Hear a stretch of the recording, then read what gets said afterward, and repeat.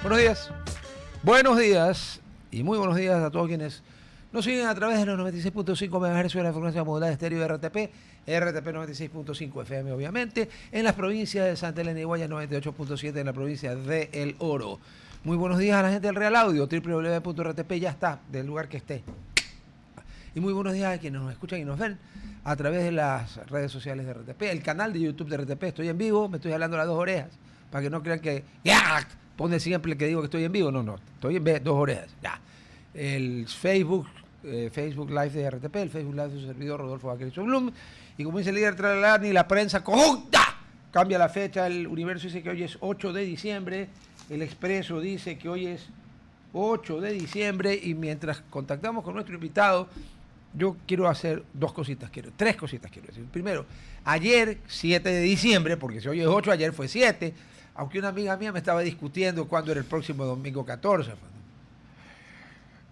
Pero bueno, dejémoslo ahí. Ayer se conmemoraron 84 años del ataque japonés a Pearl Harbor, que metió a Estados Unidos en la Segunda Guerra Mundial. Si no había el ataque japonés a Pearl Harbor, estaba bien difícil que Estados Unidos pudiera entrar en la Segunda Guerra Mundial, y sin Estados Unidos, a Adolf no le ganaban ni el día del juicio final a la hora del té. Hoy, 8 de diciembre, es otro día infausto. Hoy se cumplen, creo que 45 años, de que un loco de mierda, que creía que él era la persona a la que mató, lo esperó afuera del Dakota, era el edificio de Lennon, ¿no es cierto? Sí. Y mató a John Lennon. Y le causó un daño irreparable a la humanidad. Espero que Chapman se muera lentamente en la cárcel. Porque le clavaron en el Club, obvio, un estado blue como New York, hoy pena de muerte, ¿qué es eso? Bueno, que se pudra por todos los siglos de los siglos en la cárcel, porque asesinó la posibilidad que todos nosotros, los emergentes de mi generación y algunas parecidas, decíamos, bueno, ya volver a ser amigos y vuelven a tocar, y eso hubiera sido el acontecimiento musical más grande de la historia. Lo mataron a Lennon y luego el maestro Harrison le dio cáncer. Quedan dos. McCartney, al que lo vi aquí en Quito en el Estadio de Liga, y Ringo Starr, que a la vejez le ha salido el talento musical y las cosas. Siempre fue muy simpático. Además, McCartney era el guapo del grupo, pero el sabido, como diríamos nosotros, Ringo. Se casó con Bárbara Bach, chica Bond, pero aparte de eso tuvo, él era el del éxito. Los otros tres eran medio zanahorias, tan zanahorias, y con el gusto, John Lennon el gusto estragado, porque por Dios, esa mujer Yoko Ono, yo me la encuentro de noche y grito, me puede dar hasta un infarto. Y lo tercero que quería mencionar, el día viernes, The Supreme Court, y en eso Sofía me va a ayudar porque ya 10 años allá, y cerquita, pues no. Primero, ¿dónde era? En Connecticut, ¿no? Sí. Connecticut está cerca de Washington, ¿no es cierto? Relativamente, ¿no? Relativamente. Sí, no está en la costa oeste, pues está bien cerca. Northeast. Oh, claro. Y luego, pues, bueno, en Baltimore, que es así, está al lado. Es más, el estado de Maryland y Virginia donaron tierras para construir Washington porque Washington no existía. Ya. Entonces, la Corte Suprema de los Estados Unidos el viernes, emitió un fallo en el cual overruled, o sea, superó y anuló un fallo de una Corte Distrital de Texas que negaba la posibilidad al estado de Texas de redistribuir o reescribir los distritos electorales en base a los cuales se eligen los representantes a la Cámara de Representantes, ¿correcto? Por supuesto. The House. Sí. Ya. Y eso es algo que también California ha hecho. Sí. Es importante pero mencionarlo. California está demandado porque la demanda de California lo que dicen es que los está redistribuyendo en base a tipo racial, y eso es lo que no se puede. Usted puede hacerlo por líneas partidistas, no hay problema, pero por raciales no puede. Creo que la redistribución del mapa siempre ha sido controversial en los Estados Unidos. Y no es una pelea que no es de ahorita, y siempre se lo ha hecho para beneficiar al partido político que quiere ser electo en ese estado. Entonces, claro, al que controle el estado, no el gobierno federal. Lo cierto es que esta vez la Corte 6-3, obviamente, sí, las tres juezas demócratas, el día que voten racionalmente me voy a confesar, porque el apocalipsis es mañana por la duda, ¿no? No sé. Y segundo, este es un caso súper controversial, admitido, porque la Corte Suprema escoge qué caso coge, no es como aquí. No. Allá nadie le puede ir a decir a la Corte Suprema, oye, mírame mi caso. La Corte Suprema le dice, ¿por qué no te vas a la casa del ritmo? Ellos escogen. Y tienen tiempos. Así es. No como aquí. Explíquelo. Usted lo puede explicar bueno, mejor que yo. En Estados Unidos ellos tienen un tiempo donde ellos pueden escuchar un caso, deciden qué caso escuchar. Hay diferentes tipos de corte donde pueden ir de diferentes casos. Si los jueces de la Corte Suprema dicen esto no califica a un rule, a una elección de la Corte Constitucional, de la Corte Suprema. De la Corte Suprema. Ellos interpretan la Constitución. Ellos solo tienen que interpretar la Constitución. Ellos no vendrían a hacer lo que hace nuestra Corte Constitucional. Digamos, si en la Constitución dice que el matrimonio es entre un hombre y una mujer, ellos no pueden interpretar lo que ellos quieren. Ellos tienen que solo leer la ley como estuvo escrita. Claro, pero el problema es que la Constitución nuestra también dice que todos tenemos los mismos derechos. Bueno, nuestra Constitución... pero ahí la Corte actuó sabiamente, hizo una ponderación de derechos y obviamente la igualdad de derechos está por encima de un contrato civil. Porque pero cuando es un contrato civil. Pero ahí lo ves cuando te beneficia, porque tú lo ves del otro lado. No, después se negaron a volver a hacer eso. Entonces, ¿qué ves tú en Estados Unidos, por ejemplo? Porque Estados Unidos también, la Corte Suprema cogió el ruling de si parejas del mismo género se pudieran casar y ellos efectivamente dijeron que ellos están en toda la libertad de hacerlo. La Corte Suprema en Estados Unidos decide cuándo va a coger un caso, tiene un tiempo para poder ejecutar una sentencia en ese caso y todo el diálogo que se puede dar en ese caso es totalmente abierto al público. Obviamente no ahí no hay sesiones cerradas. No hay sesiones cerradas. Creo que no son por videos, pero tú puedes escuchar los audios. Ya. Pero todo es abierto al público. Ya. No hay nada secreto. Ya. Y entonces, la Corte Suprema también en un ruling de 6-3 decidió que se va a analizar algo que se instauró cuando terminó la guerra civil y cuando, antes de que termine, el presidente Lincoln dictó el decreto de emancipación de los esclavos. Resulta que para la legislación americana los esclavos no eran personas, sino cosas, porque eran propiedad de alguien, ¿ya? Y obviamente usted no puede ser propietario de una persona, estaban cosificados. Entonces, para poder que sean ciudadanos, se dictó, es la 14ª enmienda, la 14ª enmienda, que dice que todo aquel que nace en Estados Unidos es americano. Ahí dice, cualquier persona que nace en el territorio estadounidense viene a ser ciudadano. Hawái, estadounidense. Alaska, estadounidense. Guam, estadounidense. Pero con excepciones a hijos de diplomats o foreign military forces. Claro. Entonces cualquier fuerza militar que esté en los Estados Unidos legalmente, obviamente, viene con la ciudadanía de ese país. Eso es lo que dice hasta ahorita la regla y eso ha beneficiado a que montones de inmigrantes que entraron ilegalmente, la señora dé a luz y el niño sea americano y cuando ya tenga mayor de edad los pide. Sí, entonces, sin pagar impuestos. Ya se les repletaron hasta aquí y la Corte ha aceptado estudiar el caso. Sí, dice lo cual es un primer paso. O sea, los demócratas esperaban que lo iba a batear de one ping pong. Pero es que escuchar el caso. Bueno, ahí yo creo que se va asimilando un poco más y no es el primer país que hace esto. Japón lo tiene, de que tú puedes nacer en territorio japonés, pero si tus padres no tienen descendencia y no tienen pasaporte, tú naces con el pasaporte de tus padres. Entonces, si tú eres coreano, puedes nacer en Japón, pero tienes tu pasaporte coreano. Yo creo que ellos usan estrictamente el jus sanguis, nada de jus solis.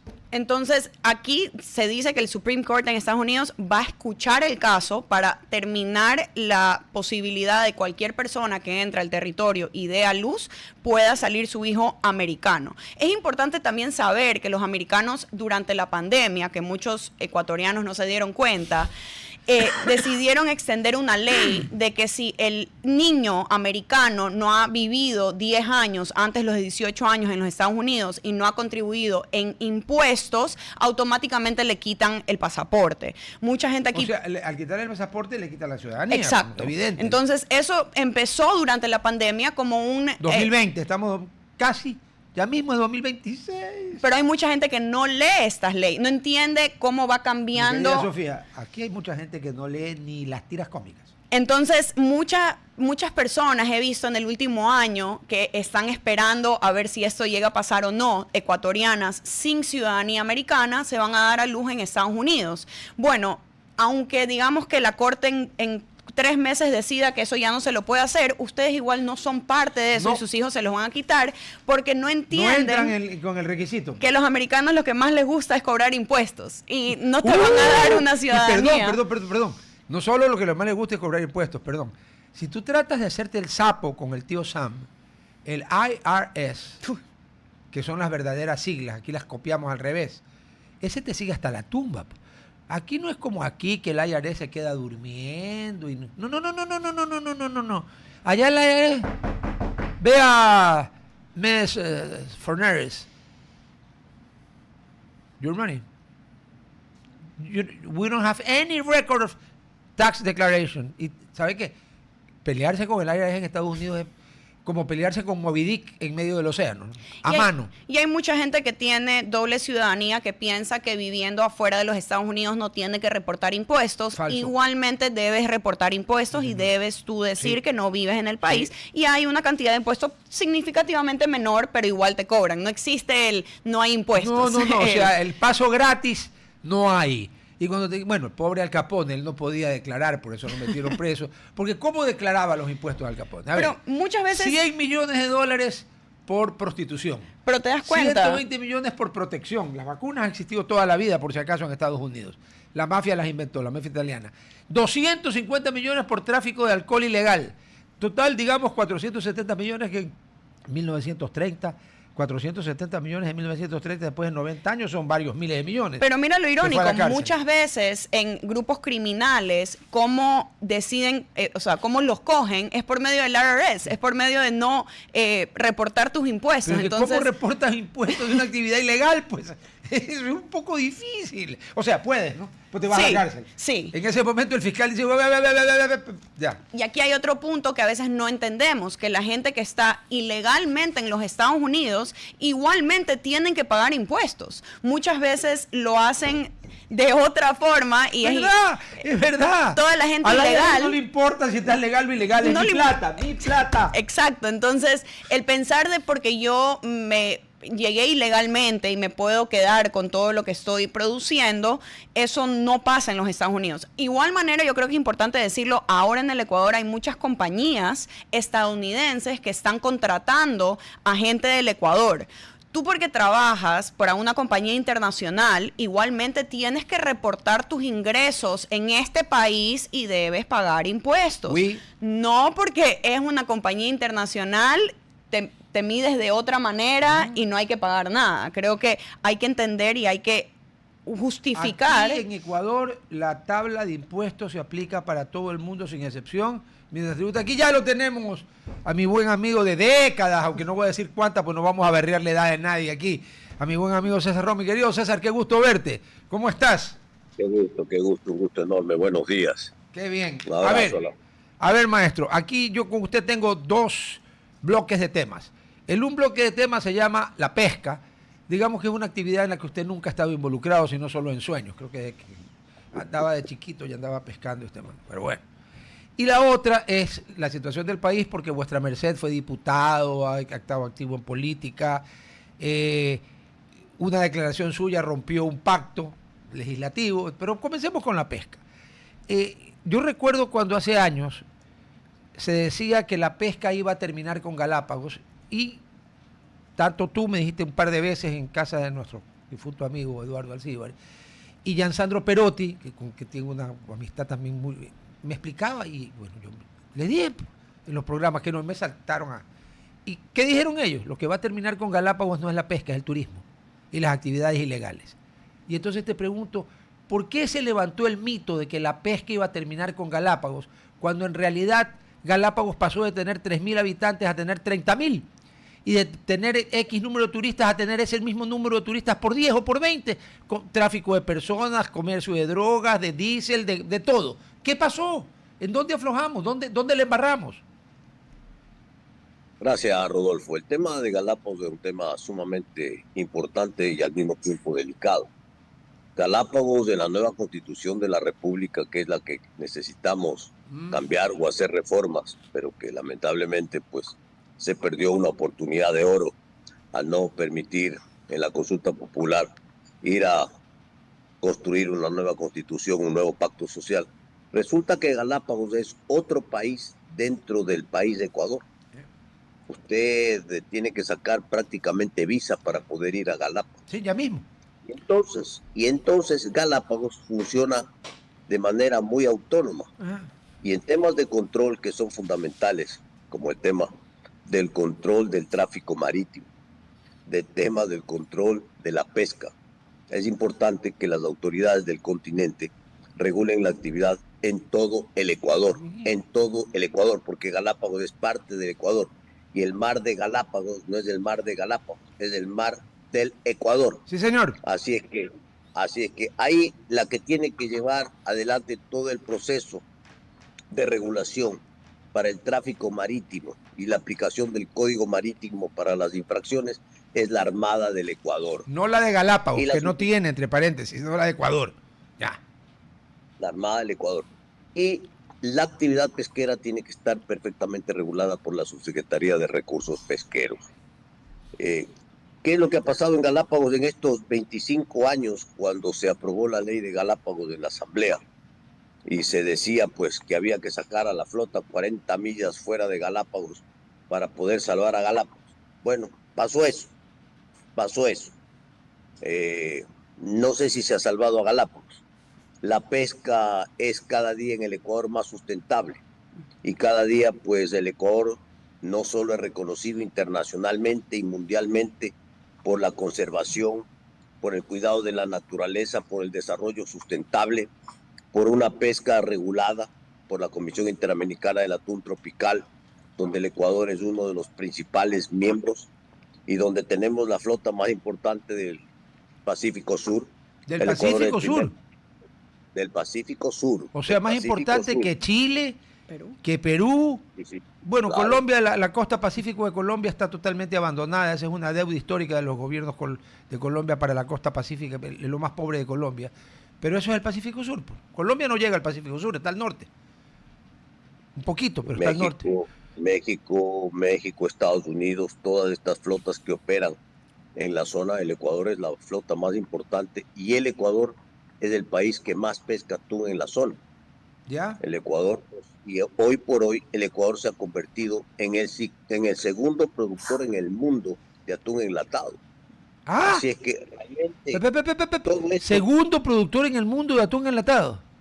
segundo productor en el mundo de atún enlatado después de Tailandia es el Ecuador O sea, el día de hoy. ya, o sea que debemos exportar el 90 y pico %, porque el consumo interno para ser segundo productor es enano, pues el consumo somos poquitos pues aquí. O sea que debe ser una gran exportación. Lo que pasa, Rodolfo, es que la industria que se desarrolló todos estos años, y sigamos hablando de los mismos últimos 25 años, la industria pesquera ecuatoriana dejó de vender materias primas, dejó de vender pescado congelado y se convirtió en una industria de transformación de valor agregado. Ya. Y entonces hoy el Ecuador vende pouch, vende atún vende lomos de atún, vende enlatados, vende distintas ensaladas, vende encebollados, vende varias cosas que hace la industria. Y entonces el Ecuador hoy es un exportador nato. ¿Qué hace? Importa también atún. Materia prima. Tercero, materia prima porque la industria no puede parar. Y la pesca de los barcos ecuatorianos por la bandera que dan origen para poder tener acceso a mercados importantes como el de la Unión Europea, esa pesca de los barcos ecuatorianos está destinada principalmente para los mercados que requieren origen, como es el caso de Europa. Ya. Entonces el Ecuador ha podido a lo largo de los años llegar a esto, a convertirse en el segundo productor de atún en el mundo, en ser el abanderado de la pesca sustentable. Nosotros prácticamente somos Dolphin Safe hace años, ¿no? La flota nuestra es Dolphin Safe, pero hace años, ¿no es cierto? No es de ahorita. Hace más de 30 años. Ya, perfecto. Desde hace más de 30 años, Rodolfo. Ya. Y lo otro, el Ecuador, la flota tunera ecuatoriana, tiene un proceso de vedas, igual que toda la flota que opera en el Pacífico Sur. ¿Ya? Nosotros paramos aproximadamente 75 días al año. Paramos, amarramos los barcos. ¿Consecutivos o alternados? Consecutivos. Allá. Hay dos vedas una veda que es la mitad del año ¿Ya? y la segunda veda que es en la segunda mitad del año. ¿Ya? La flota puede acogerse a la veda de principio, de mitad de año o a la veda de final de año, pero que tiene que parar los 75 días, tiene que parar ¿Ya? los 75 días cualquier barco que opere en el Pacífico Sur. Entonces estamos en una actividad prácticamente de 9 meses y medio nomás. Claro. O sea, nosotros en la pesca del atún solo pescamos 9 meses y medio al año. Y entonces, después de 25 años, resulta que el programa de conservación de la Comisión Interamericana de Atún Tropical, donde forma parte y es miembro del Ecuador, es el programa de conservación marina más exitoso del mundo. Ah, carajo. Entonces, qué bueno llegar a esto, Rodolfo, porque hay que regresar a ver a la pregunta que me acabas de hacer. Y Galápagos, Ah, después de 25 años, Galápagos no es el más exitoso del Ecuador, no del mundo, porque no hay control de todo lo que hemos dicho, está inmerso en narcotráfico, en tráfico de combustibles, de está personas. inmerso en todo tráfico de personas, en, esta, en este desbarajuste de leyes que tenemos producto de la Constitución de Montecristi, A ver, donde hay dos países, sí, un mismo Estado. eso es una imbecilidad. A ver, yo de memoria, pero voy a invitar a un constitucionalista experto para que me lo aclare bien, de memoria, pienso que para volver a que Galápagos sea como las otras 23 provincias del Ecuador y tengan prefecto provincial. En Galápagos no hay prefecto provincial. Hay un director puesto a dedo que vuelva a tener el régimen que tuvo toda la vida, que vuelva a ser parte real del Ecuador, porque ahora ya, cuidado un día de estos manes se declaran independientes. ¿Eh? A ver un ratito, ya. Y yo creo que para eso no se necesita una reforma constitucional, sino una reforma a la ley.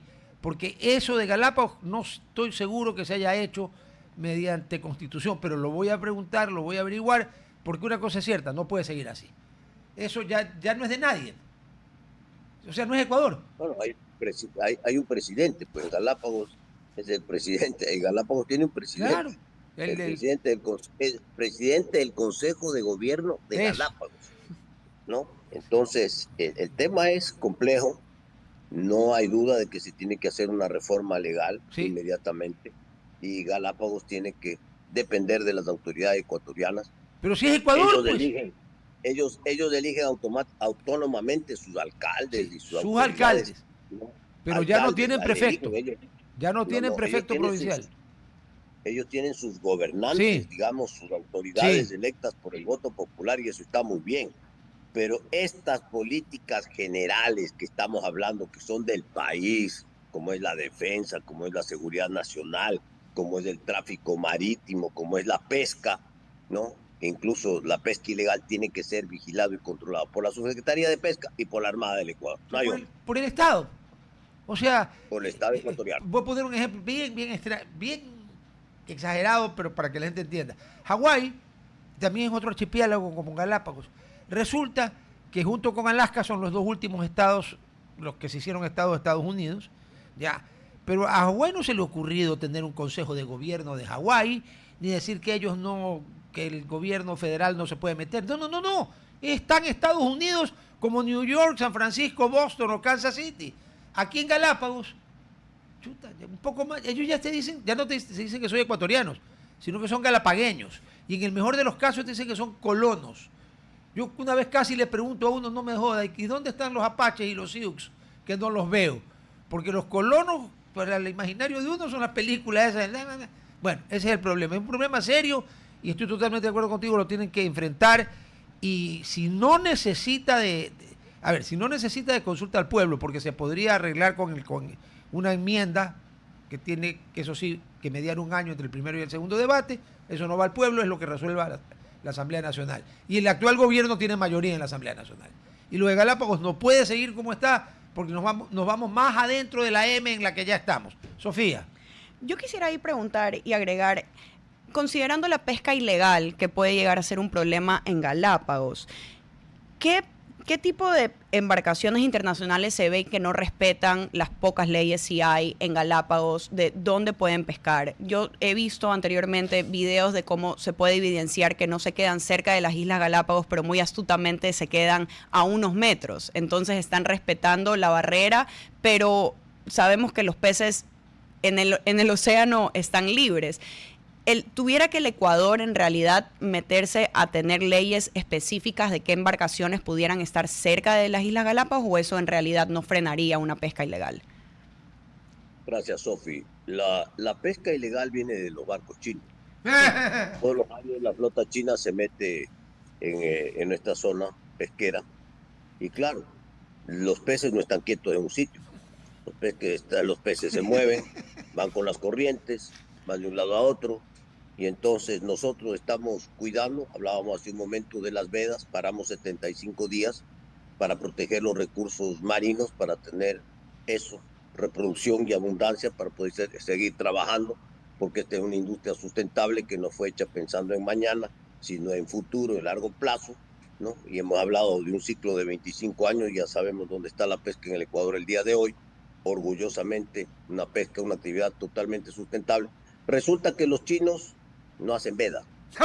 Entonces se mueven por el mundo y entonces en determinada época del año llegan a Galápagos, cerca de Galápagos, y entonces ahí viene la aplicación de la ley de la CONVEMAR, que es la que nos rige ahora internacionalmente en Naciones Unidas a la mayoría de países del mundo, donde tenemos 12 millas de zona económica exclusiva y 188 millas pues 12 millas de mar territorial y 188 de zona económica. Sí. De zona económica, así es, Rodolfo, perdón. No te preocupes. Y entonces, ¿qué pasa? Se quedan estos en Galápagos ahí. Al borde de la línea. No se meten hasta la raya, ahí están. Y cuando terminan su temporada de pesca en Galápagos, bajan al continente y generalmente se ponen frente a Paita en Perú. Esa es más o menos la locación. La misma flota, estas 200 o 300 embarcaciones, inmensas factorías, y entonces ahí mismo, en la milla 188. Paita está cerquita de nosotros. O sea, no es que tienen que viajar mucho. Mismo. Claro, está ahí al lado. Ahí mismo. Ya.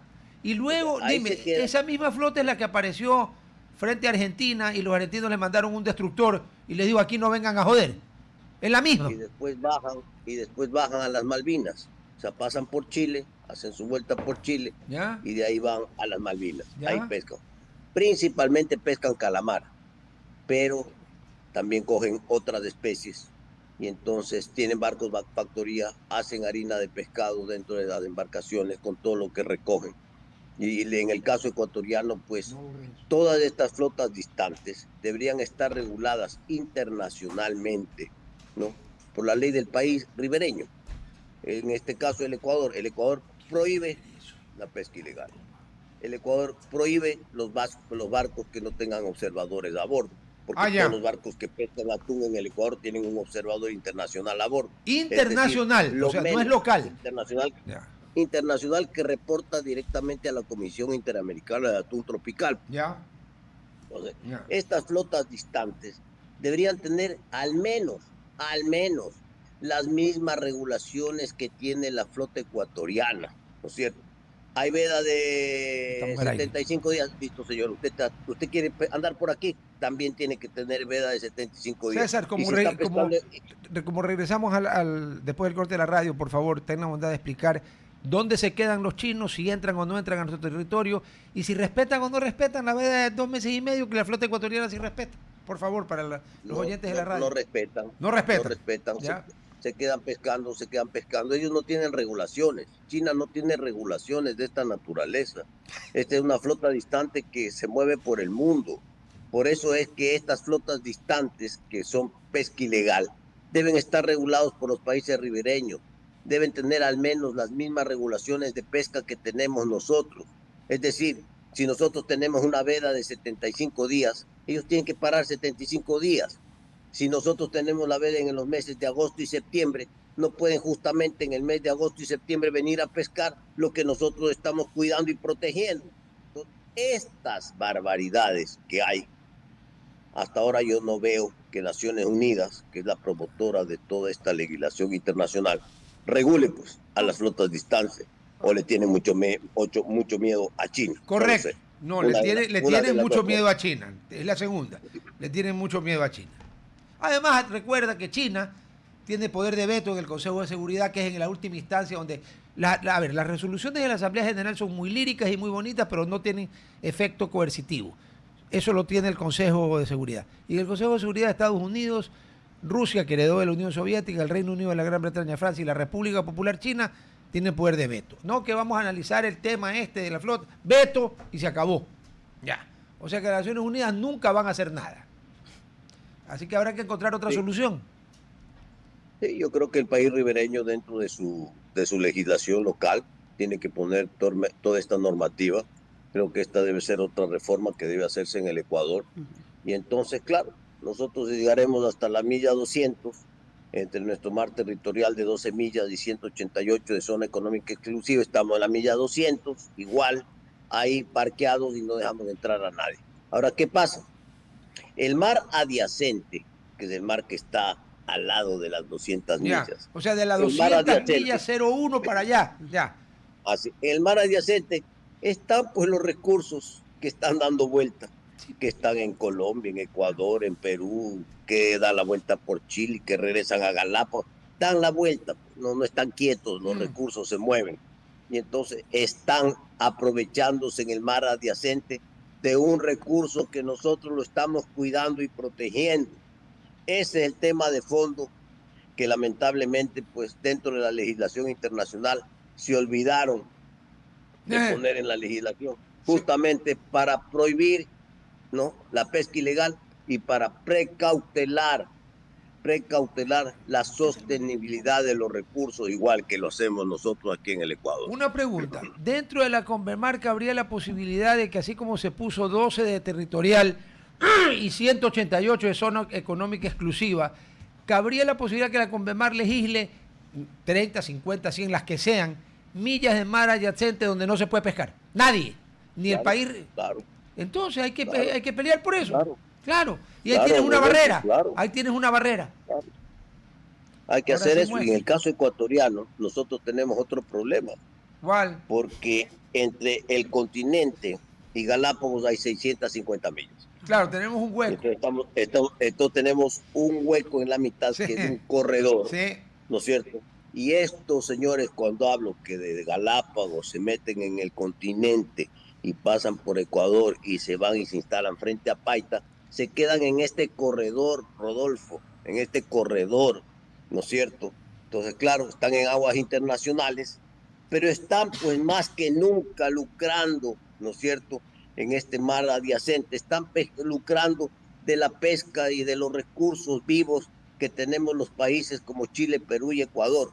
Entonces, en el caso ecuatoriano, en el caso peruano y chileno, nosotros teníamos, pues, somos los pioneros, lo que declaramos las 200 millas. En el año 50 de las 200 millas de mar territorial. Ahora he escuchado nuevamente voces por ahí que hablan de que sería bueno recuperar las 200 millas, pero igual regresamos a las 200 millas y estos se ponen en la 201. Sí, pues, y se te mueren de risa. Entonces lo que necesitamos es regulaciones internacionales serias, de fondo, que obligan a todos los países al cumplimiento y que los grandes no se aprovechen de los recursos de los chicos. Además, que suponte que volviéramos a las 200 millas de mar territorial. Entre Galápagos y Ecuador, tú ya bien dijiste, hay 650, o sea que igual va a haber el corredor. Porque no nos podemos apoderar de la milla 201, porque nosotros siempre dijimos 200. Si el corredor está allí, se instalarán allí y pescarán todo lo que les dé la gana. A ver, Gerhard, del mapa de la señora.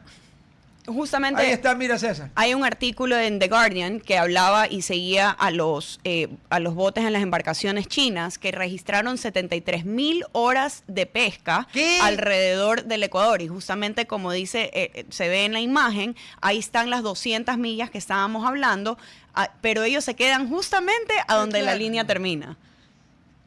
A ver, o sea que y esto fue durante un mes. O sea, para hablar mal y pronto, estos sujetos que no hacen nada ilegal, pero están haciendo un saqueo de los recursos naturales ajenos, bien lejos de su tierra, bien lejos, porque el Océano Pacífico es enorme, ¿no? Entonces, de China a Ecuador, Perú y Chile hay miles de millas marítimas, ¿no? O sea, que en otras palabras, ¿qué carajo hacen aquí? Pero la Conmemar pues no tomó en contra eso y va a haber que hacer el Ecuador va a tener que adoptar como política y coordinar con los otros países perjudicados el reformar la Conmemar añadiendo la barrera. Y ahí quisiera añadir algo. ¿Qué tanto se puede ver actualmente una escasez que va a venir a las industrias o al sector industrial que depende de la pesca y en realidad respeta estas vedas? ¿Se puede decir que en el futuro se las van a ver afectadas por la pesca ilegal?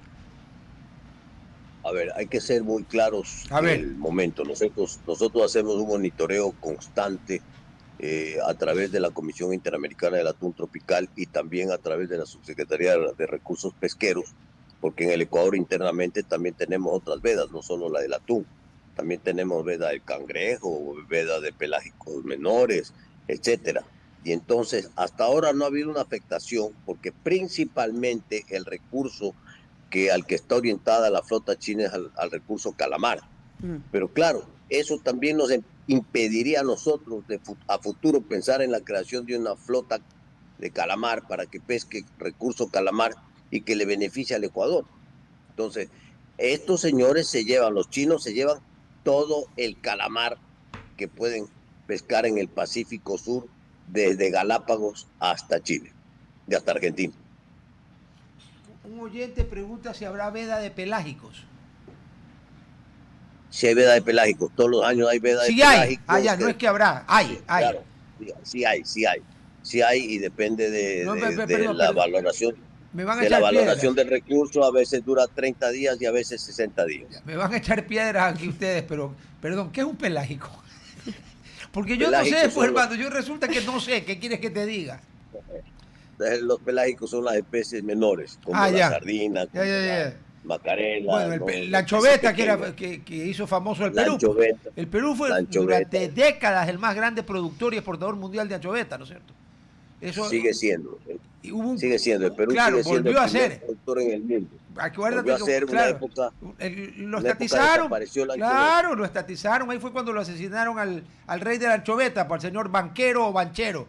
Un apellido, si es italiano, Banquero. Luis Banquero Rossi. Exactamente, lo recontrapuñalaron. Y ahí, qué coincidencia. Vino Velasco Alvarado, nacionalizó la industria de la anchoveta y se fue al carajo. El Perú se fue así. Y ahora nuevamente está número 1, me dicen. Número 1 en el mundo en la producción de harina de pescado y número 1 en la captura de anchoveta. El Perú pesca aproximadamente alrededor de 7 millones de toneladas de anchoveta al año. ¿What? 7 millones. Sí, la riqueza ictiológica que tiene el mar del Perú con el recurso anchoveta es única en el mundo. Bueno, también Perú tiene una costa larga, ¿no?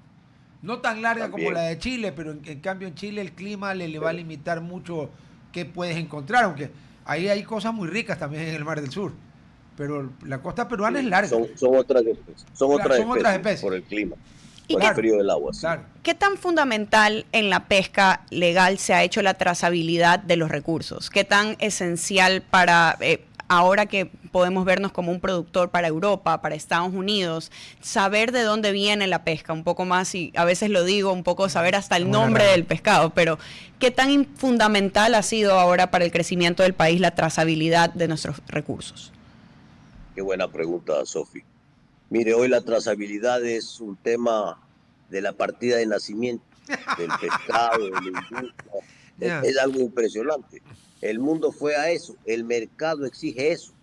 Y hoy asimismo, orgullosamente, debo manifestar que gran parte de la industria atunera ecuatoriana está certificada, al igual que la industria de pelágicos menores de harina de pescado, justamente para determinar la trazabilidad de las especies y las formas como se capturan. Hoy los mercados en Europa y en el mundo le exigen trazabilidad. Quieren saber el atún que está en esa lata fue capturado por el barco de bandera ecuatoriana, ¿no? El barco Pepito y tiene todos estos procedimientos de calidad, de buenas prácticas de manufactura que garantizan al consumidor en el mercado la calidad del producto. Así es que hoy no se puede vender si no tenemos trazabilidad. Ah, ya, si no tienes trazabilidad, la civilización al menos no te compra. ¿no? Mira tú, hoy la industria tunera ecuatoriana, buena parte de ella está calificada, certificada con el certificado de Marine Stewardship Council, ¿Ya? que es un certificado justamente que garantiza al consumidor final en el mercado que ese producto tiene no solo buenas prácticas de manufactura, sino que la especie, el pescado capturado que esté en esa lata, ha sido procesado y tiene trazabilidad, es de bandera, en este caso de Europa, es de un barco de bandera ecuatoriana. Ya, o sea que en Europa no solo tenemos la mala fama de lo que nos ponen en los barcos, sino que tenemos la buena fama de que toda la industria pesquera está certificada. Para que la verla, es que la gente tiene que entender que el sinónimo de Ecuador no es que exportas cocaína. No, no, no, no, no, no. Hacemos un montón de cosas bien. Aquí hay un ejemplo. Otro montón de cosas bien que hacemos es el tema del cacao, que pegó, bueno, claro, ahí nos ayudó el clima. Ghana y Costa de Marfil tuvieron sequías, guerras, etcétera, y se fue a unos precios de locos, ahora está en 5.000 y pico, pero igual estaba en 2.000 y pico, o sea que bueno.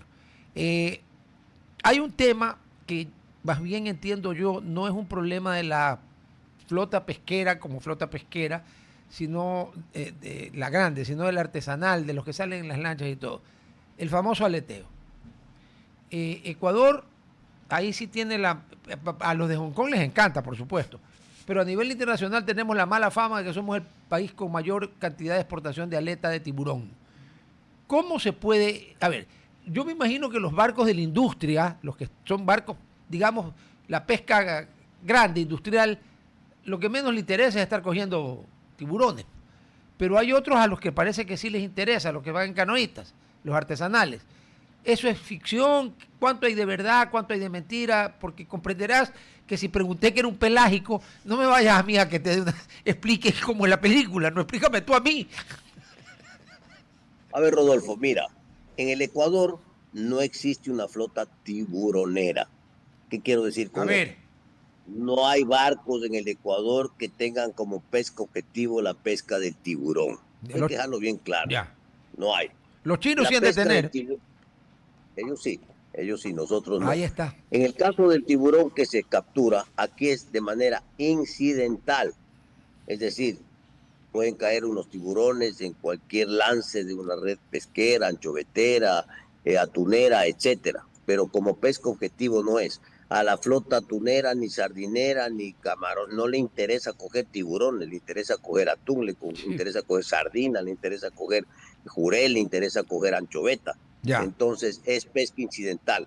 Sí hay una flota menor, que es la flota artesanal. A eso me refiero. Especialmente. No, hay flota artesanal que sí pesca tiburón. ¿Y cómo pesca? Con anzuelo. Con anzuelo. ¿Con anzuelo? Es decir, con anzuelo se pesca tiburón, ¿no es cierto? Y entonces se pesca poca cantidad. El Ecuador no es un país que pesque gran cantidad de tiburón. Lo que pasa es que cuando pescan el tiburón, efectivamente, le sacan las aletas porque eso es lo que mayor precio tiene, ¿no? Sí. Y ese es un proceso que tienen que secar la aleta y entonces no pueden exportar una cajita con 20 aletas. Entonces van guardando, van acumulando hasta poder hacer una exportación. Pero claro, llega alguien por ahí, dice, encontramos una bodega con 20 sacos de aletas de tiburón, gran escándalo internacional. Pero no preguntan a esos artesanos qué tiempo se han demorado en sacar toda esa cantidad de 10 sacos de aletas de tiburón, ¿no es cierto? Porque el tiburón sí se come, pues el tiburón va al mercado. ¿Cómo? El ceviche de tiburón es rico. El ceviche de tiburón es muy rico. En los mercados. Claro. Así es. Sí. Entonces no es una especie que es, se bota, digamos, desechada. Ya. No, aquí no se bota nada. Rodolfo. Aquí todo se consume y el tiburón es un producto de excelente para el consumo humano. Oye, una pregunta, ¿y no se puede aplicar esa regla pesquera de que aquí no se vota nada en la asamblea? ¿A qué? Bueno, parece que no. Parece que no votan nada tampoco. Y sí, por eso estoy preguntando, porque encontré una cierta similitud, pero bueno, a ver, entonces, claro, no es que tú cortas una aleta de tiburón y tienes 5 y mandas a mandar 5 aletas a Hong Kong, no me jodas, pues, hermano. Hong Kong, yo sí he estado ahí, está bien lejos. bien lejos. Y en Hong Kong, como tú bien sabes, uno puede, dependiendo del lugar en el que se mete, encontrar sopa de aleta de tiburón de todo precio. Hay unas que te dejan, el precio te deja así, que te quita el apetito de lo heavy que son. Pero para esos manes no es problema, porque Hong Kong es una ciudad riquísima. Pero yo he visto platos de aletas de tiburón de $160. Hace años, ¿no? Yo no quiero ni imaginarme cómo estarán ahorita. O sea, allá es muy apreciado, ese es el problema. Es súper apreciada la sopa de aleta de tiburón. Y China, es revitalizante, Rodolfo. Así dicen, sí. Es revitalizante. He escuchado, me han contado que es como te digo, una fuente de vitaminas. Sí, muy extraordinaria. Como la espinaca que comía Popeye. Más o menos por ahí va. Justamente, este es un sector que ha crecido bastante y los empresarios en ese sector, hay los antiguos y los nuevos. Pero, ¿qué factores están encareciendo producir y exportar desde aquí en Ecuador? Nosotros tenemos impuestos o aranceles o tasas adicionales que pueden dificultar a alguien que quiera empezar en esta empresa a producir aquí, o en realidad no se ve que la presión tributaria influye en este tipo de negocio. Bueno, el problema que tenemos todos los ecuatorianos es que estamos dolarizados. Cuando nos dolarizamos, no hicimos el ejercicio económico completo de ajustar los impuestos y aranceles a una economía dolarizada, sino que todo se quedó indexado al sucre. Y entonces, claro, cuando usted pagaba impuestos sobre el sucre del 25%, estaba bien. Pagar impuestos sobre el dólar de 25% realmente se vuelve oneroso. Y luego, pues, la situación del país ha ido cambiando en el tiempo, ¿no? Vemos aquí que tenemos muchos impuestos y aranceles disfrazados que no han sido regularizados hasta el día de hoy, que afectan a la producción. Y voy a poner ejemplo. No todos los bienes de capital están exonerados de impuestos. ¿Cómo que no? Entonces, realmente poner una fábrica en el Ecuador muchas veces cuesta mucho dinero, y hablo en términos generales, no hablo solo de pesca, porque hay que pagar impuestos y aranceles para traer una maquinaria para instalar una industria.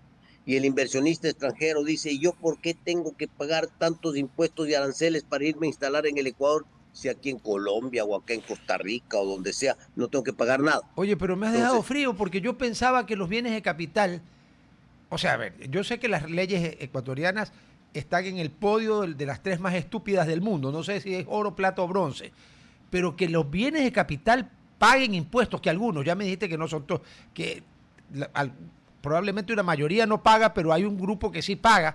Pero eso no tiene lógica, pues. Tú no puedes grabar a alguien que viene a industrializar el país, pues eso solo se le puede ocurrir a un imbécil, pues.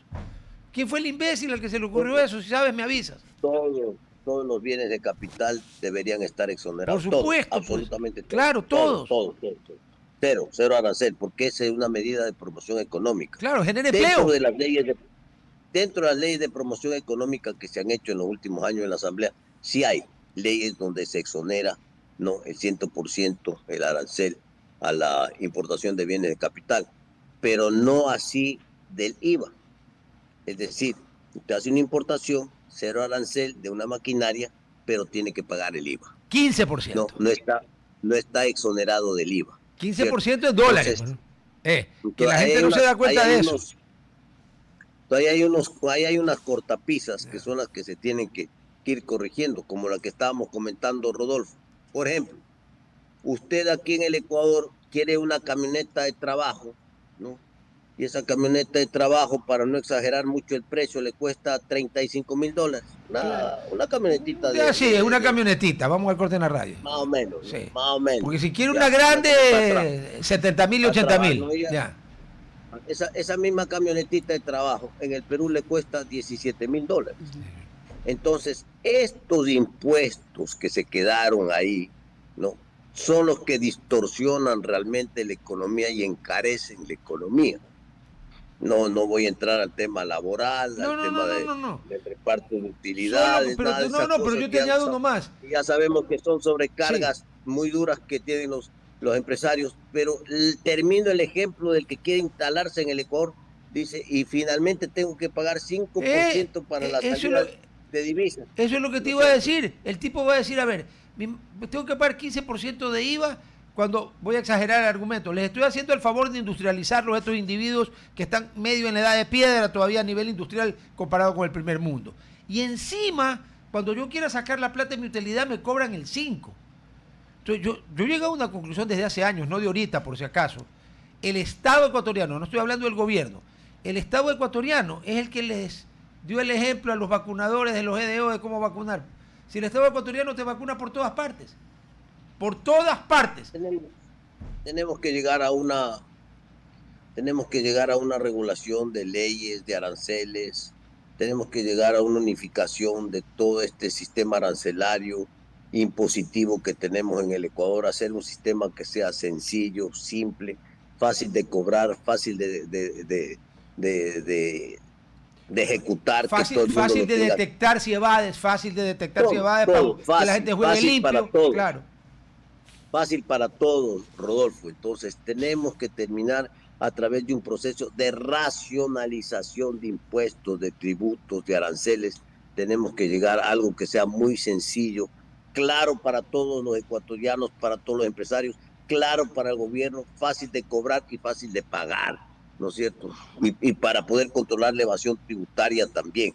Entonces, tenemos que llegar a esta racionalización que creo que es fundamental para ser más eficiente a la industria, para poder ser competitivos. Nosotros estamos en mercados internacionales, ahí a la gente no le interesa saber que en el Ecuador acaba de subir el precio del diésel.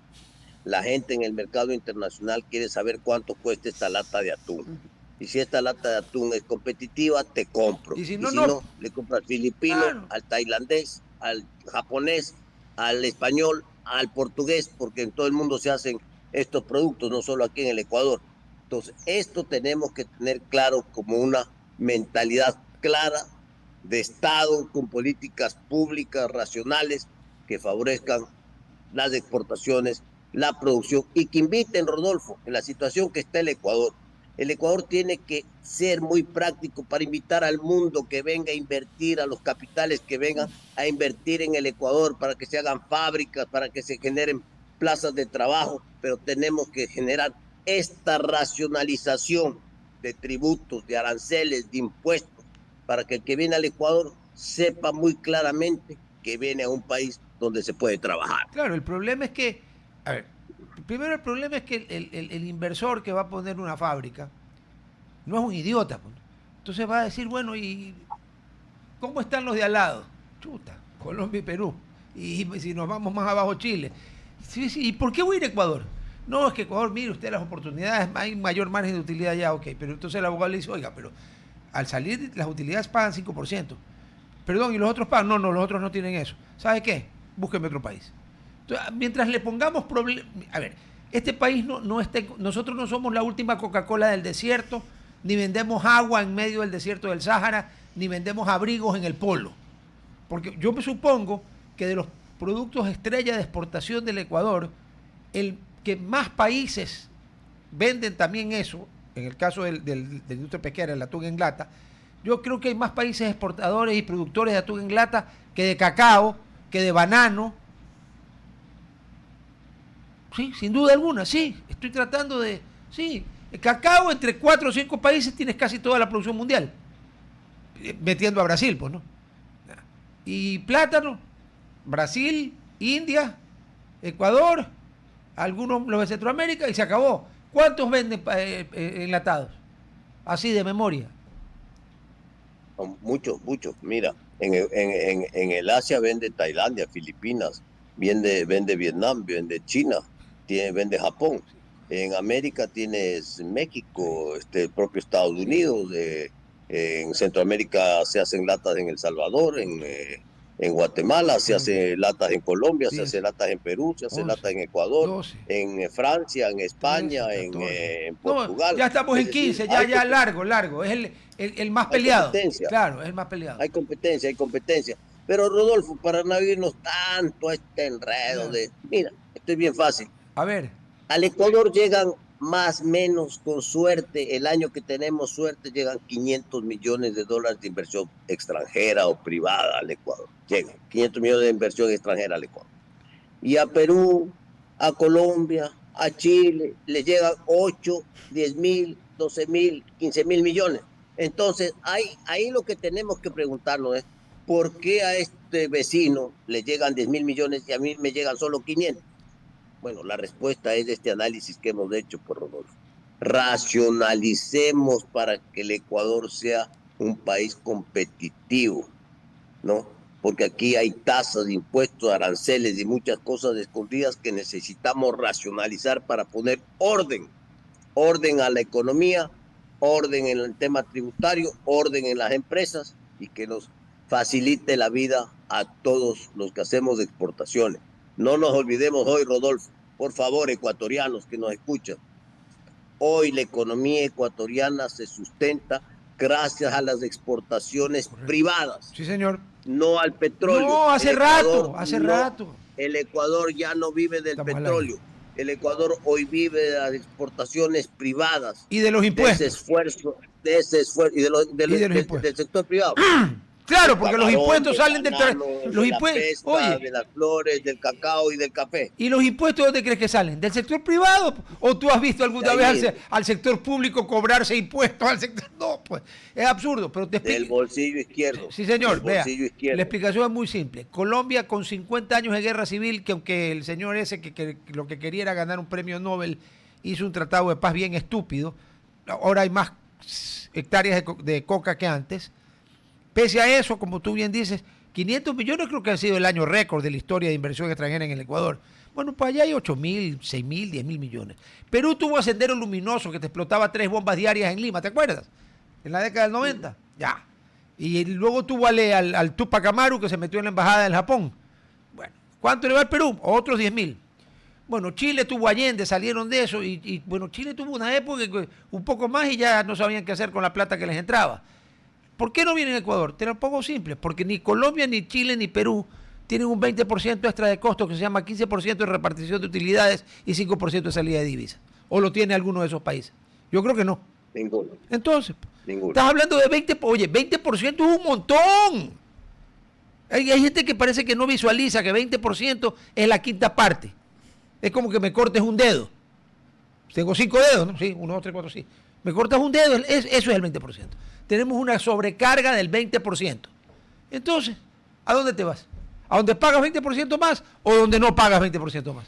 Y ahí también quisiera aumentar y saber qué tan insuficiente es nuestra infraestructura portuaria para el sector pesquero, comparado, digamos, como un Perú, que lo hemos visto que en los últimos años han invertido bastante en sus puertos. ¿Sería necesario para el Ecuador empezar a invertir en infraestructura para que este sector pueda progresar o en realidad vemos que se está manejando bien en estos momentos? Puertos pesqueros, dijiste. Claro, Ecuador tiene mucho puerto, claro. Y los puertos ecuatorianos están geográficamente muy bien diversificados y distribuidos. Tenemos el puerto Bolívar en El Oro, en el sur. Tenemos en Pozorja el puerto de Aguas Profundas. Tenemos en Guayaquil Puerto Nuevo. Tenemos puerto en Manta y tenemos puerto en Esmeraldas, ¿no? O sea, tenemos geográficamente el Ecuador tiene puertos muy, muy importantes.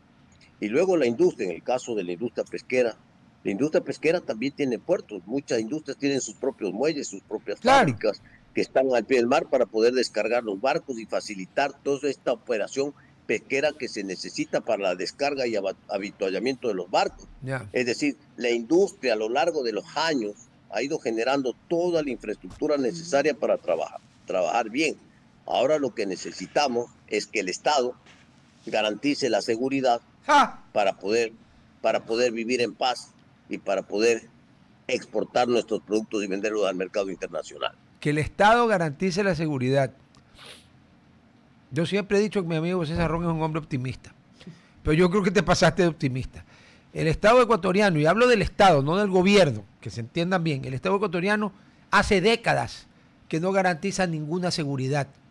Lo que pasa es que en los últimos años ha sido peor, pero tú y yo nos acordamos perfectamente cuando, por ejemplo, el caso de Guayaquil, la gente de Quito, de Cuenca, de Roma, no entendían por qué aquí la gente tenía verjas en las ventanas, rejas y todo eso. Ya están empezando a entender, porque ya empezaron a robar en Quito también así. Nunca se ha garantizado aquí, realmente garantizado la seguridad. Probablemente la última vez que se garantizó en serio fue en el gobierno de en el gobierno que entregó el poder a la democracia y jodió la Corte Suprema de Justicia, que era una gran Corte Suprema de Justicia, cuya jurisprudencia se citaba en otros países del mundo, y vino el reparto, porque se la repartieron entre los partidos políticos. Me estoy hablando del gobierno que encabezó Rodríguez Lara y luego el triunvirato. Ahí hubo seguridad. Y desde allí hasta la seguridad jurídica empezó a irse al diablo. Con el reparto, salió en los periódicos el reparto de la Corte Suprema. Tantos para el uno, tantos para el otro y tantos para el otro. Ahí, ¿cómo? A ver, el gobierno del Ecuador, el presidente del Ecuador, tiene un montón de recursos para poder tener asistencia militar, no bases, porque Ciudad del Pueblo dijo que no, bueno, pero asistencia militar para asuntos de seguridad y eso. Es cuestión de implementar los convenios. Para eso no necesitas una reforma constitucional. Entonces, que lo hagan, pero que lo hagan ya. Pues. Hay que avanzar con los convenios y esos convenios tienen que ser fortalecidos porque todo esto que estamos hablando de los sobrecostos, sí. Las industrias para poder exportar tienen que mandar los camiones con convoyes de seguridad propia, privada, ¿no es cierto? Entonces, todo este sobrecosto, la salud no funciona en el Ecuador, entonces tenemos que tener sistemas de seguridad. Todos estos sobrecostos que hay en la economía ecuatoriana, que no son sobrecostos disfrazados, no, que son costos reales, no, impactan en eso que hablábamos hace un momento, de la eficiencia, de cómo ser mejores, de cómo ser más eficientes, de cómo bajar los costos, cómo ser más competitivos. Entonces, este es un trabajo que tenemos que hacer todos en conjunto. La seguridad del Estado, que es una demanda que tiene la población, no va a ser conseguida de la noche a la mañana si todos no nos involucramos en este proceso. Esto lo debemos tener bien claro. Así que aquí todos tenemos que meter el hombro para mejorar los sistemas de seguridad. Pero el costo es bien alto para el sector productivo nacional. Poder mantener sistemas de seguridad que nos permitan, uno, seguir trabajando y dos, seguir exportando. Ay, Dios mío. Van Gogh, donde te oye y resucita, hace un cuadro que seguramente a lo mejor se vende en $500 millones, porque sería un cuadro de una situación que ni a Van Gogh se le ocurrió. Eso que Van Gogh andaba en algunas cosas raras, pero bueno. Sofía, ¿alguna cosa más? Yo sí quisiera saber, digamos, yo también soy un poco optimista y Rodolfo no siempre le gusta eso, pero... No, yo cada uno que es como es, yo no me hago problema. Digamos que se pueden realizar reformas estructurales y el Ecuador sigue bien como está yendo en esta empresa. ¿Dónde nos pudiéramos ver como país en 5 y 10 años? ¿Nos pudiéramos considerar una potencia? ¿Se ve un crecimiento significativo en esta área? Sofi, lo que tenemos que hacer es cuidar lo que tenemos.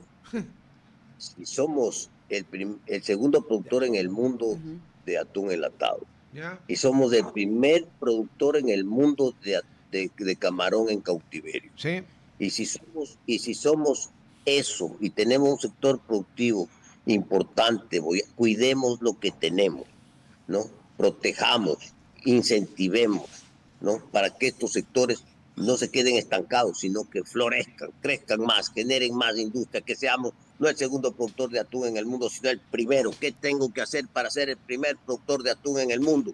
Entonces necesito mejorar los puertos, mejorar la seguridad, leyes, racionalizar los impuestos, los aranceles, leyes para favorecer la inversión, etcétera, etcétera, etcétera. Muelles, créditos para que se pueda modernizar la flota pesquera ecuatoriana que tiene 30 años de edad. Asambleísta, punto de orden. Usted dijo créditos. Perdone la pregunta. Y ya sea el Estado o ya sea la banca privada, ¿con qué tanta facilidad se puede acceder a créditos para una industria? A ver, un barco no es barato, ¿no? A ver, un ratito. ¿Con qué facilidad se puede acceder a créditos aquí para, digamos, un porcentaje racional de lo que necesita porque el 100% no se va a poder, no hay plata. Pero ¿cuánto se podría? ¿Y qué tan difícil o fácil es? No hay créditos para... no hay crédito. Para renovación de flota no hay crédito en el Ecuador.